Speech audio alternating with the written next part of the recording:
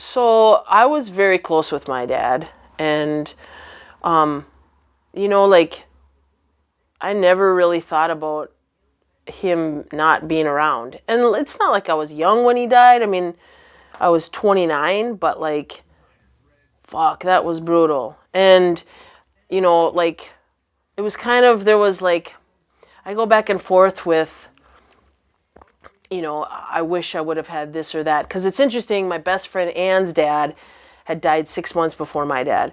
And he had the whole like cancer, wasted away to like hospital bed in the living room kind of shit. And obviously that's brutal in a different way. But like she got to say all the things. She got to do a quick shotgun wedding.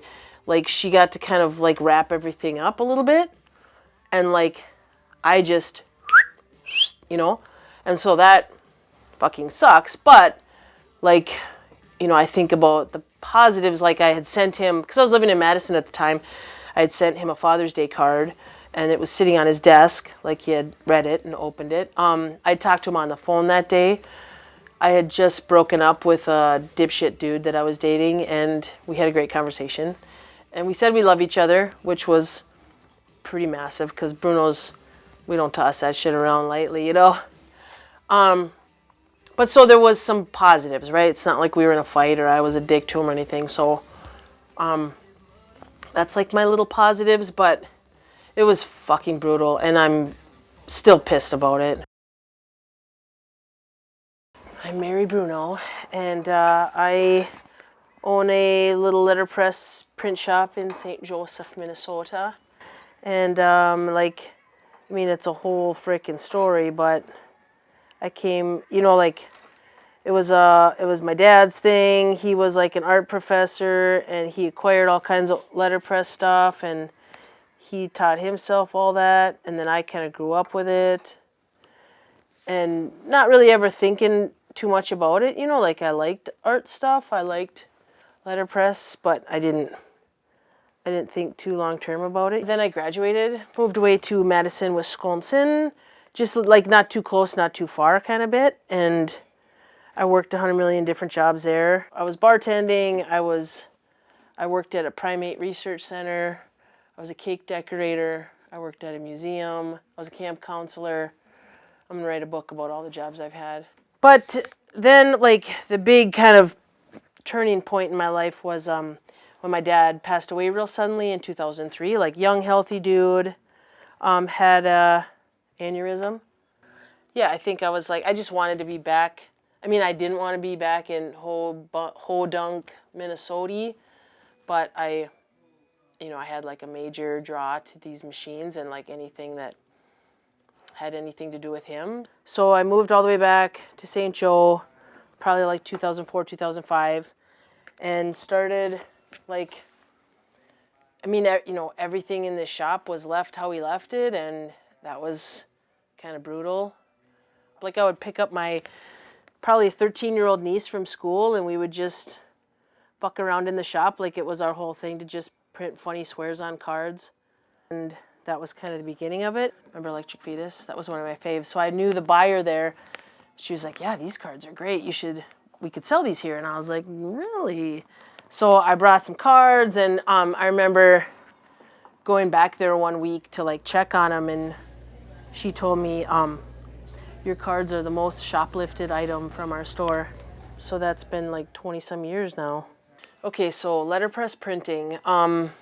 It's really hard to describe. It's hard for people to understand. I think even though I've been doing this for as long as I have, people still are like, so is it like scrapbooking? And so I always try to get people to come to my shop, to see the big ass presses and the wood type and the because the smell and all of that sort of helps you understand the gravity of it, but it's like it's the old school way of how you printed before there was computers and web presses and all this other stuff. So everything is wood and lead type that's a certain height and different kinds of like blocks and plates that get inked up by a press and then squished in between paper and then you print ink on paper. Letterpress was how you printed for many hundreds of years. Some people know it because of the like impression that you can get if you print really hard and the type or the plate kind of punches into the paper a little bit. But yeah, it's kind of tactile. It's really kind of a luxury deal. I mean, you know, people think about letterpress when they think about like these crazy letterpress wedding invitations that can be really over the top insane. I did a pretty cool collaboration with the owners of this new food hall in St. Joe. It's called the House Food Hall, Food and Tap or something. They liked my work and they wanted it to be letterpress printed, but they really wanted it to be about inclusivity and everyone's welcome and like a really friendly, fun color palette and blah, blah, blah. So I kind of figured out ways to design a bunch of images and then, you know, carve and print them all in these really beautiful colors and then fashion them together in this really cool, like multi-depth, like 10 foot by 4 foot installation that's on the wall. It's freaking awesome. I'm very proud of that.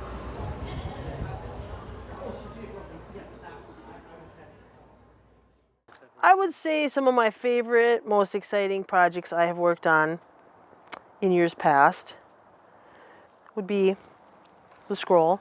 So I got to do this insane, like 30-foot long scroll, which was me letterpress printing the Rule of St. Benedict. I worked with resident potter Richard Bresnahan at St. John's University, and like took their little this little book called the Rule of St. Benedict.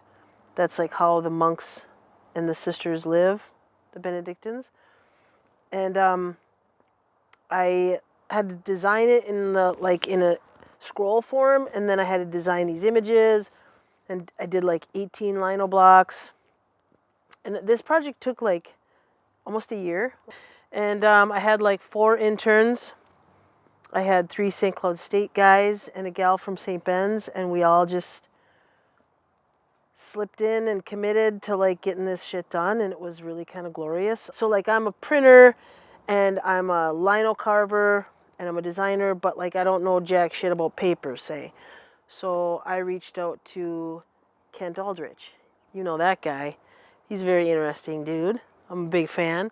So that guy's a paper nerd, as they say.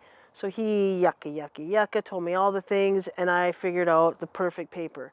Then I needed someone to help me like design the text. So I got a hold of this woman named Judy Gillitz. She's been like a religious text designer for probably 40 years. She helped me design the text. Amazing. Like next level. We're in the thick of the pandy and got it done. Oh, because the whole thing was Richard was creating a new sculpture for a new sculpture garden at St. John's. So this thing had to be done during this time in July so that all the things could be put inside this big sculpture. It was like, I sort of would describe it as like a time capsule, right? So there's going to be this beautiful scroll that's inside this ceramic, you know, like freaking tin thing, you know? I mean, it's not tin because it's ceramic, but, and then there's going to be all these seeds in there that he collected from all these indigenous folks. You know, if there was some kind of a like Armageddon, folks could like go pop that guy open and then they'd have their seeds, they'd have their religious text, they could start a new civilization. I'm friends with like some nuns and the prioress at St. Ben's, and I was like, dude, you guys love this thing, you know, I think people want to see this, but I don't have a lot of Benedictines in my Rolodex, if you will, right? So she's like, yeah, she hooks me up with some people.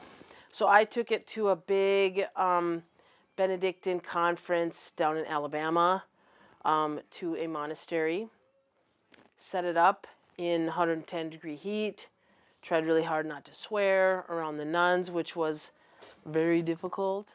But it was, we did it, they loved it, and there was nuns from all over the world, like the Philippines and Italy and Germany, and there was all these translators, and I had to do a little kind of talk about it, and they just were blown away. They loved it, and, you know, they all kept coming up to me, and they'd put their hands on me, and they'd be like, you're doing such important work. And I was like, oh, thank you very much.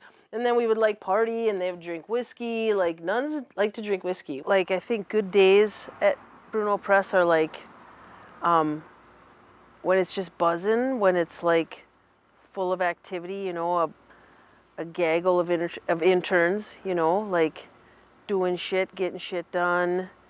But I think like when I have real good days with the interns, I feel like I've channeled some Don Bruno. And I still get emails from people, you know, 20 years after he died, that's like, your dad changed my life, and I was a football guy, and I thought I'd take an easy class, and your dad was like this like gentle, wise, cool dude, you know, and I'm like, oh man. So I don't know. I think like some of that I feel like maybe channel some Don Bruno.